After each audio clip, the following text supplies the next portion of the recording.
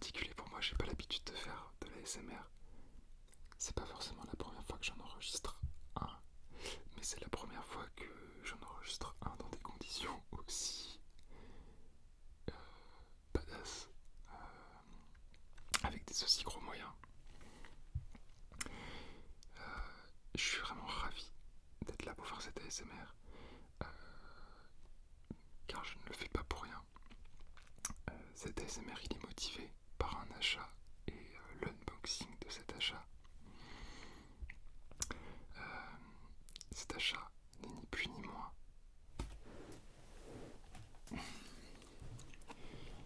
qu'une RME Babyface Pro FS.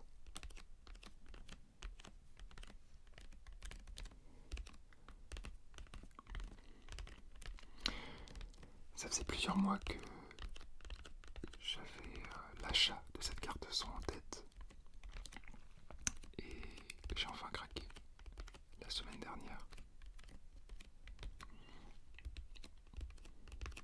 Alors je me suis dit que pour célébrer l'arrivée de cette magnifique carte son, je pourrais lui dédier une vidéo ASMR.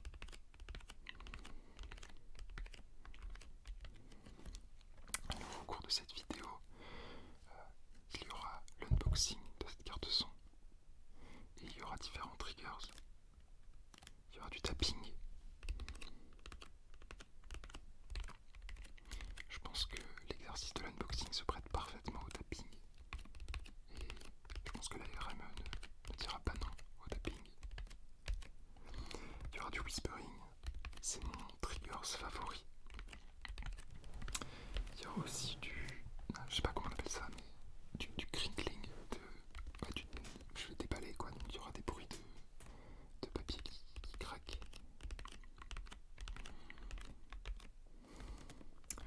Voilà. Alors je vais d'abord expliquer pourquoi j'ai choisi la RME Babyface Pro FS. Ma précédente carte son était une Tascam Model 12.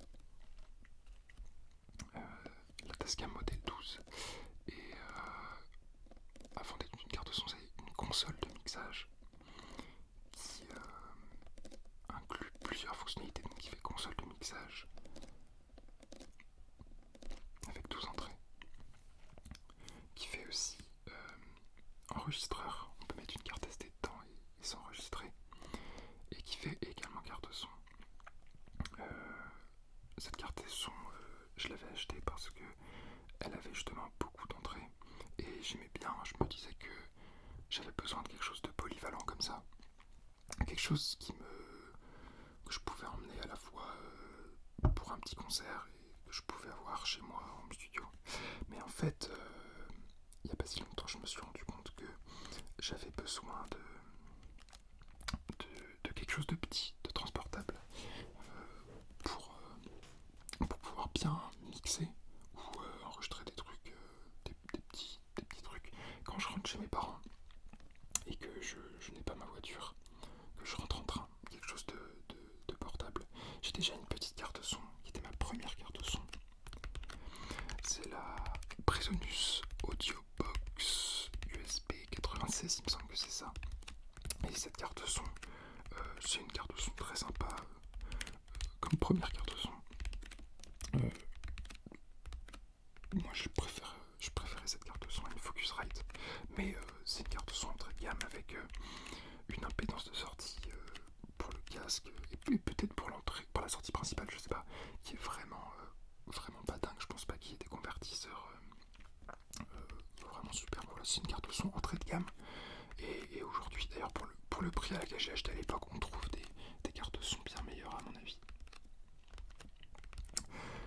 Et donc je me suis dit quelque chose de portable qui est vraiment robuste, qui a fait ses preuves et dont tout le monde parle. La RME Babyface semble être un incontournable. Et mais bon, c'est quand même 750 € neuf la Babyface. 750 € pour une carte son secondaire. Juste une carte carte son qui s'arrête, petite et transportable, c'est quand même un peu cher. Et puis j'ai réfléchi et je me suis dit mais pourquoi pas en faire une carte son principale. Après tout, même si elle est petite, que elle n'a que 4 entrées et 4 sorties analogiques. Elle a 2 ports à date qui lui permettent d'augmenter son nombre d'entrées-sorties. Rajouter 8 entrées, rajouter 8 sorties. Et c'est à ce moment-là que j'ai commencé à rêver, c'était au mois d'avril.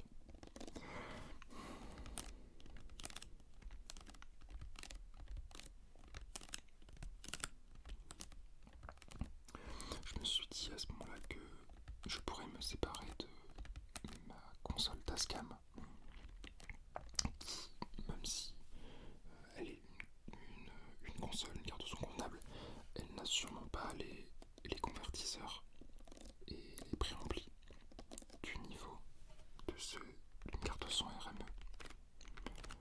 Alors bien sûr, cette carte son RME n'est pas la dernière UFX3, mais je pense que, oui, j'imagine, j'espère, j'ai confiance en RME et j'espère que à 750 €, pour une petite carte son comme ça, j'ai les meilleurs préamplis et les meilleurs convertisseurs du marché à ce prix. Alors voilà, j'ai craqué, j'ai vendu ma console Tascam ce week-end, juste après avoir reçu cette carte son RME, et depuis il me tarde de l'ouvrir. J'ai dû faire preuve d'une grande patience et de le garder sous blister. On peut le voir qu'elle est sous blister, juste avec la lumière.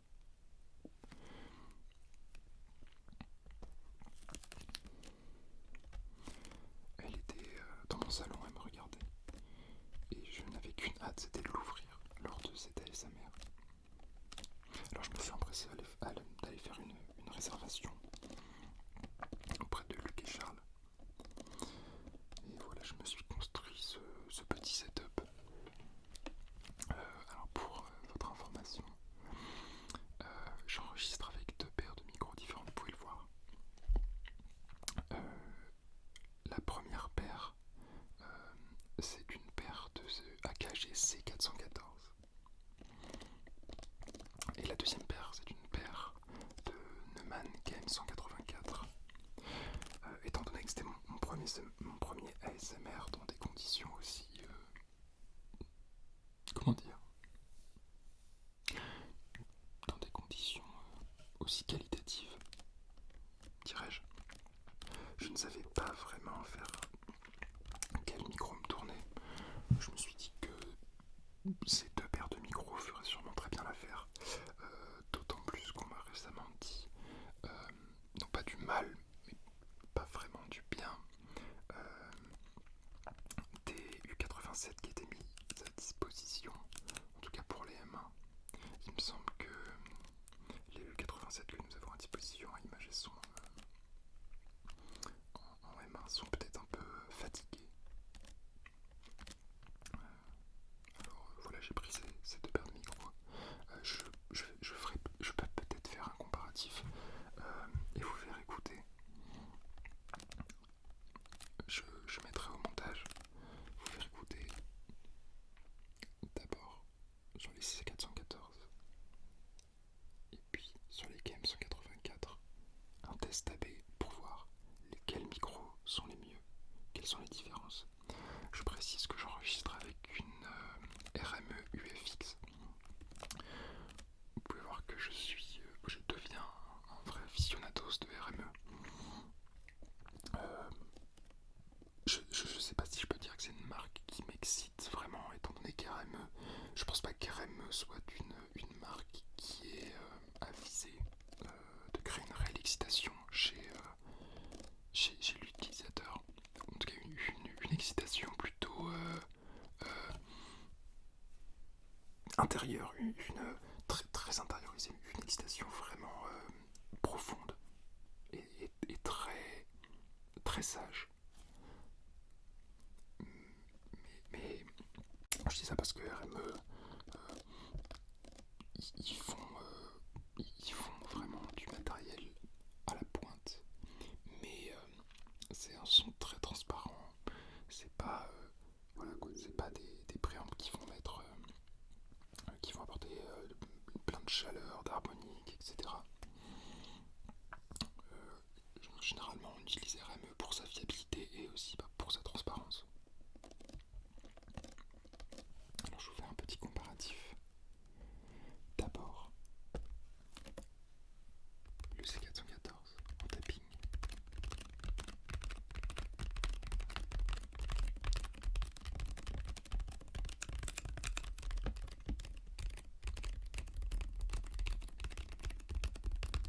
Est-ce qu'on peut vraiment appeler ça du tapping? Puisque c'est surtout le son de mes doigts qui se décolle du blister. Et maintenant, le son du KM184.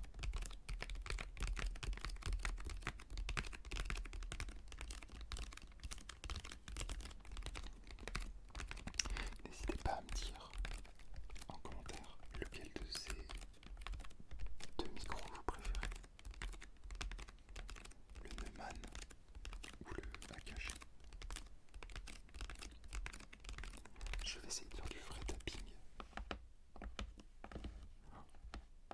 C'est aussi un son très très agréable.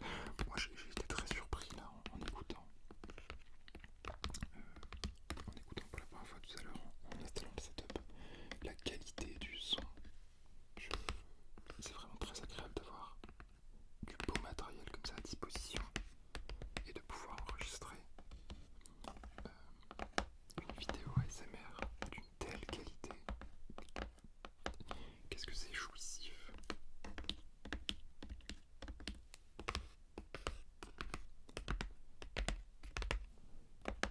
Vous écoutez actuellement le C414.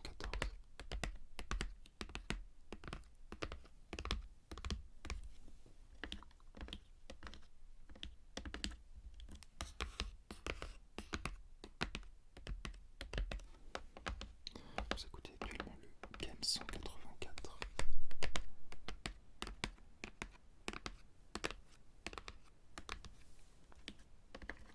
Alors vous remarquerez que je ne tape qu'avec ma main droite, étant donné que c'est la seule de mes mains avec vraiment des longs ongles.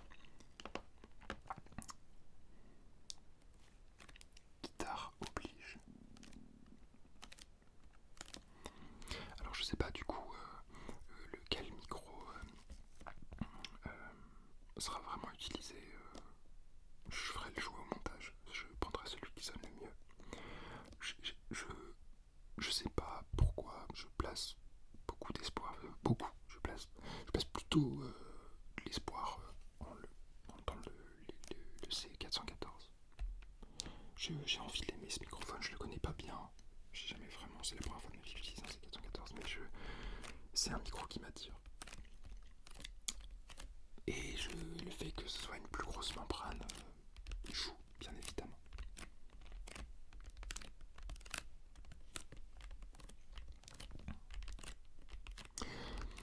Alors j'ai parlé du setup audio, mais pour ceux qui sont curieux, pour le setup vidéo, j'ai installé 2 panneaux LED de part et d'autre. J'ai derrière moi une petite lampe qui fait une lumière de décoration. Et je me filme avec un Panasonic Lumix GH5. C'est le Panasonic ainsi que le trépied et le retour vidéo qui vont avec sont le seul matos qui viennent de Clip. Le reste du matériel est prêté par Image et Son. Bon, j'aime beaucoup faire du tapping. Si on peut appeler ça du tapping, c'est plutôt un décollement de blister. Mais à un moment, il va falloir passer à l'unboxing.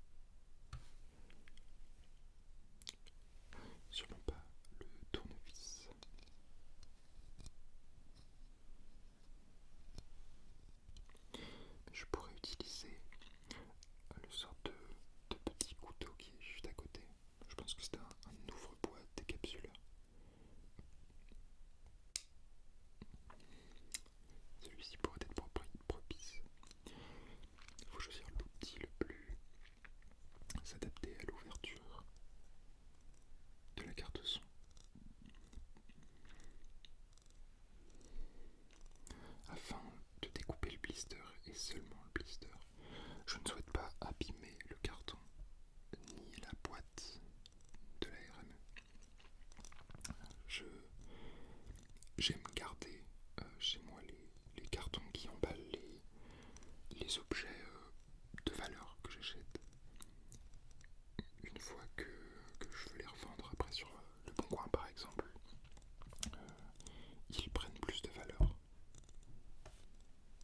Je garde toutes les boîtes de mes pédales d'effet, de mes ordinateurs, de tous les objets technologiques que j'achète. Je ne sais pas si je vais partir sur cet outil. Qu'est-ce qu'il y a de l'autre côté? Il y en a un qui me plaît beaucoup de l'autre côté. Parce que je pense qu'il peut faire un très bon déclencheur. C'est la paire de ciseaux. La petite paire de ciseaux.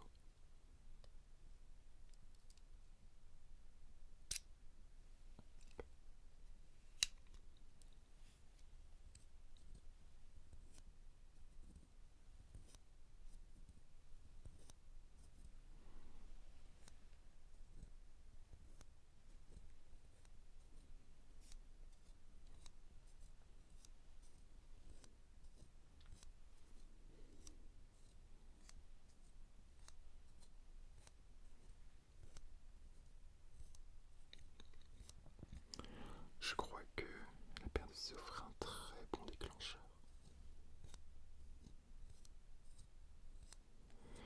Sinon, il y a également le grand couteau. Il y a plusieurs couteaux d'ailleurs sur le Laserman. Mais un de mes outils préférés du Laserman est peut-être celui-ci. Le grand couteau, très tranchant. Je crois que je vais me tourner vers la paire de ciseaux définitivement. J'ai un grand faible pour cette paire de ciseaux.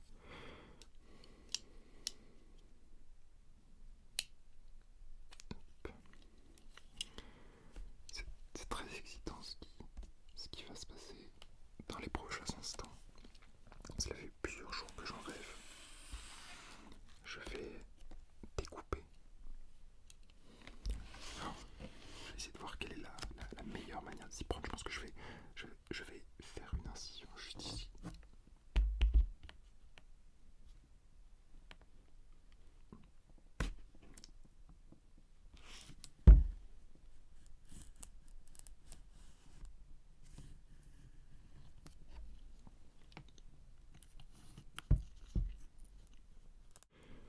Je vais laisser le papier parce que j'en ai un peu ras-le-bol de ce trigger et que j'ai envie de déballer cette carte son à un moment.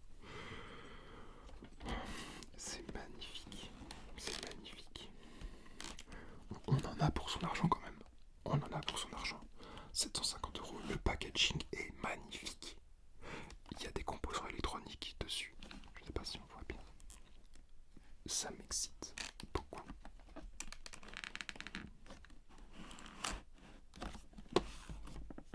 C'est très lourd. Je pense que la boîte de la RME est lourde, mais le carton est lourd aussi. Il y a les manuels dedans.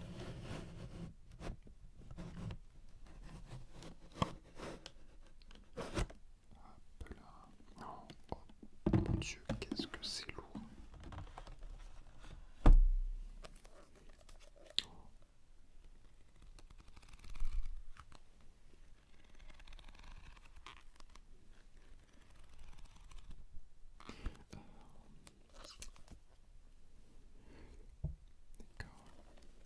Je me demandais pourquoi c'était écrit à l'envers. Le manuel se présente de cette manière. Un côté en anglais, en fait je le voyais en anglais, et un côté en allemand. Étant donné que je ne parle pas l'allemand, je me fierai au guide en anglais.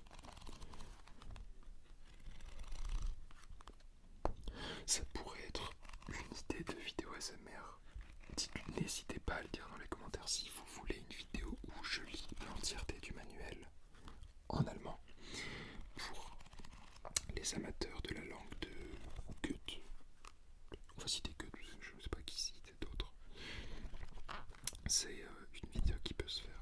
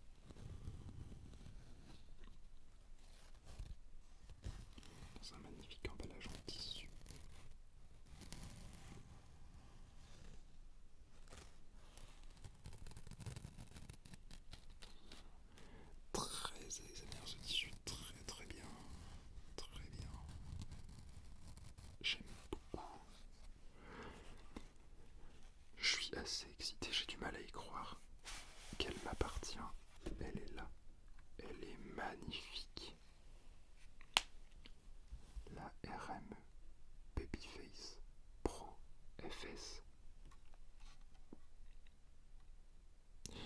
C'est très émouvant. C'est très très très émouvant. C'est... J'ai pas les mots. Et il y a dedans encore 2 câbles. Je sais pas si je les sors, j'ai un peu la flemme en fait. De toute façon, c'est un câble pour relier l'ordinateur, la carte son à l'ordinateur en USB type A, j'imagine, un USB normal quoi. Et un câble pour exploiter la sortie MIDI, enfin, sortie et entrée MIDI de la carte son qui se trouve juste ici. Je ne connais pas le nom de cette connectique. Ça ressemble à une sorte de petit port MIDI qui fait à la fois entrée et sortie. Donc il y a un adaptateur pour avoir deux en fait ports MIDI, une entrée et une sortie. C'est magnifique. C'est magnifique. Ah, j'ai mon ordi qui se met en veille, mais pas vraiment, c'est un peu étrange. Il commence à me diffuser des sortes de vidéos avec des couleurs qui explosent. Mais il est pas vraiment en veille parce que je m'entends encore. Normalement Reaper enregistre encore. Je vais juste réveiller mon ordinateur, voir si tout va bien et Reaper enregistre encore. Et Reaper enregistre encore. C'est super. Je vais écarter la boîte et on va pouvoir admirer de plus près cette délicieuse Babyface Pro FS. Babyface, Babyface, Babyface, Babyface, Babyface, Babyface, Babyface, Babyface.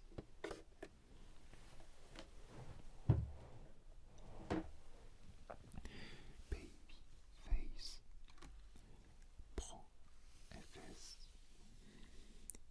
Je suis assez curieux du nom, j'y ai pensé plusieurs fois ces derniers jours. Je me demande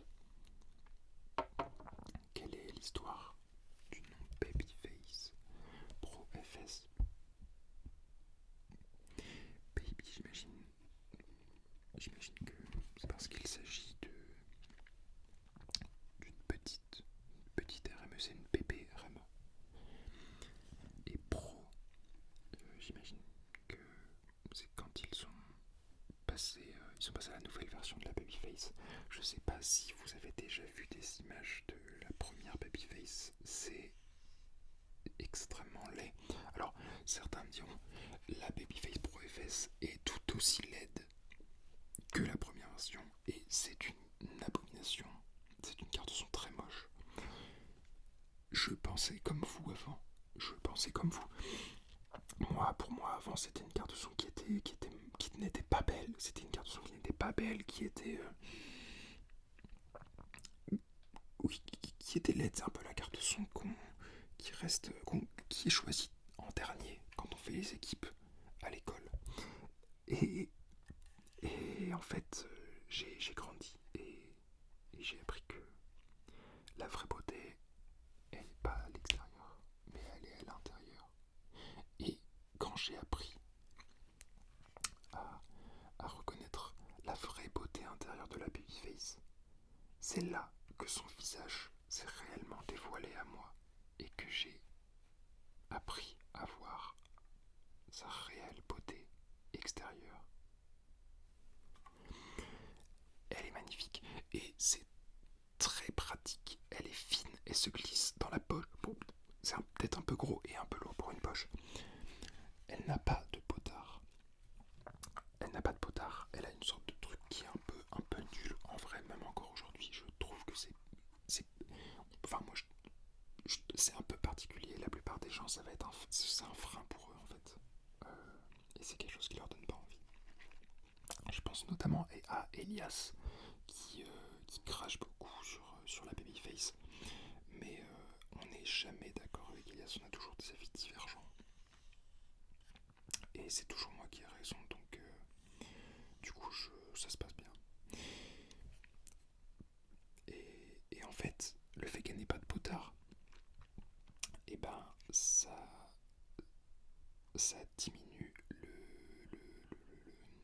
comment dire, le vieillissement. Il n'y a pas de vieillissement prématuré de la carte son. En fait, les potards sur les cartes son sont des éléments, sur les cartes son et pas que sur les éléments hardware en général, sont des éléments très sensibles.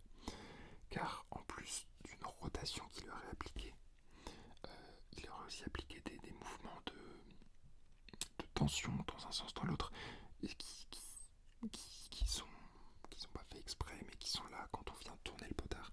Et ça apporte un réel vieillissement prématuré du matériel hardware quoi, sur le potard. Ah, c'est dommage de changer ces potards. Après ça crache, c'est chiant. Et là, ça bug ou alors on tourne comme ça. Je pense notamment au potard de la X32. Je pense aussi qu'il là juste bug. Et je pense aussi au potard de la TAG Matchless qui est dans le studio juste à côté. Certains potards de gain crachent beaucoup. Mais je sais que Luc et Charles feront tout leur possible pour les changer. Et revenons sur cette bifette. Donc, vous voyez, ce n'est pas un potard, c'est une sorte de petite roue crantée. Et je pense que moi, pour avoir utilisé la Babyface quelques fois, pour avoir utilisé les Babyface d'Image et Son, c'est quelque chose à laquelle je me suis fait très vite. Et je pense que c'est une chose à laquelle on s'y fait très bien. On s'y fait très bien quand ça devient notre carte son principale.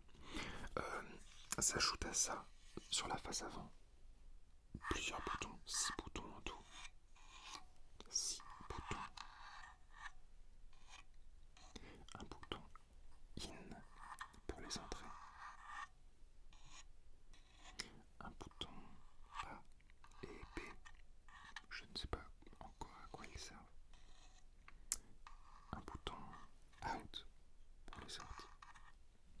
Un bouton select en bas et un bouton dim pour diminuer. Il me semble que dim c'est pour appliquer un pad. J'imagine souvent un pad en entrée et un pad sur la sortie. Faisons le tour des entrées et sorties de la Babyface Pro FS. Nous avons à l'arrière, j'espère que vous n'entendez pas depuis le début mon ventre qui gargouille. En effet, il est 20h51, je n'ai toujours pas mangé, j'ai extrêmement faim. Je vais pas me coucher tôt ce soir décidément. Heureusement, j'ai pris à manger et je vais manger en entente tout à l'heure. Et après, je viendrai tout désinstaller, mais c'est quand même un sacré setup. C'est quand même un sacré setup. Tout ce qui est autour de moi, j'ai quand même pas mal de matos à ranger. Reprenons. Il y a 2 entrées et 2 sorties en XLR. Les 2 entrées avec les 2 préamplis de la carte son. Entrée micro et entrée ligne, il me semble. Sur cette face-ci, nous avons 2 entrées ligne. 2 entrées ligne et 2 sorties casque. Une sortie au format 6.35 et une sortie au format 3.5. De l'autre côté, nous avons une entrée et une sortie optique. J'ai pu dire plutôt que c'était une entrée et une sortie à date, mais il me semble aussi que ça fait entrée et sortie expéditif. À date et expéditif. Alors je sais ce que c'est que la date, le expéditif, je sais pas très bien. Il faudra que je me renseigne. Nous avons le port MIDI, je l'ai présenté plus tôt, qui fait à la fois entrée et sortie avec l'adaptateur fourni dans la boîte. Nous avons une alimentation au cas où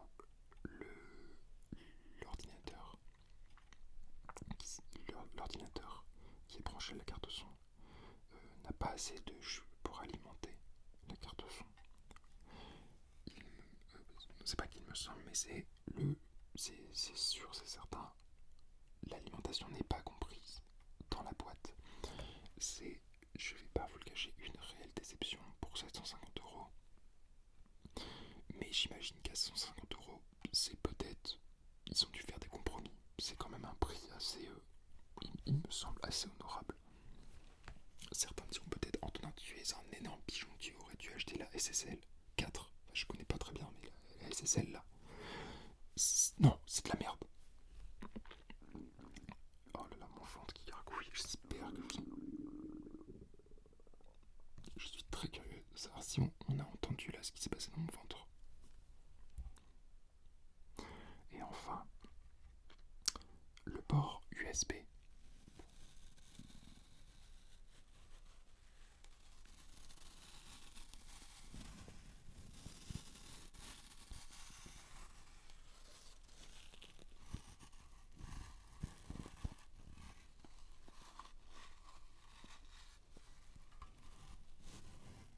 Je vais essayer de pas non plus détruire la pochette. Ce serait vraiment dommage. C'est un super trigger. Moi j'adore. Dites-moi ce que vous en pensez. N'hésitez pas.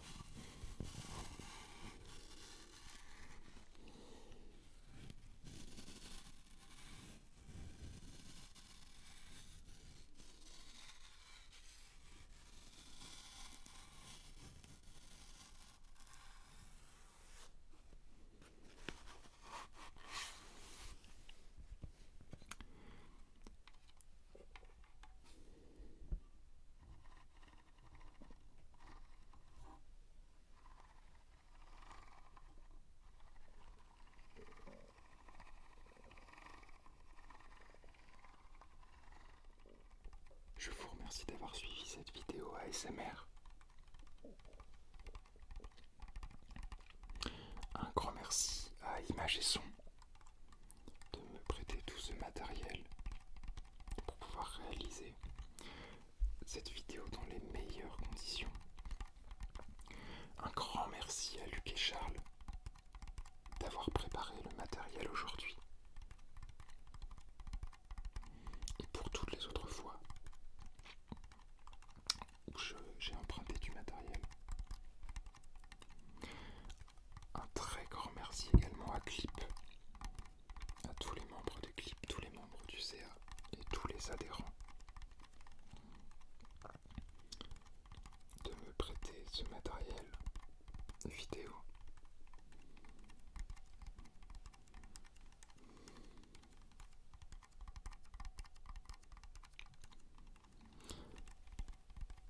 Merci également à RME de concevoir du matériel de qualité comme celui-ci.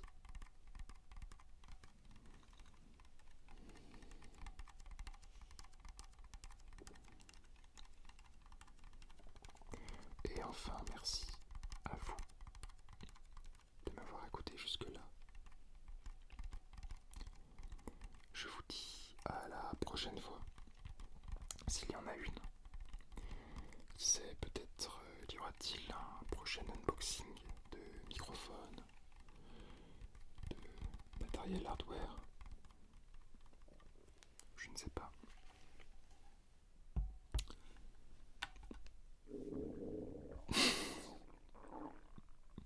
Je sais pas si vous avez entendu mon ventre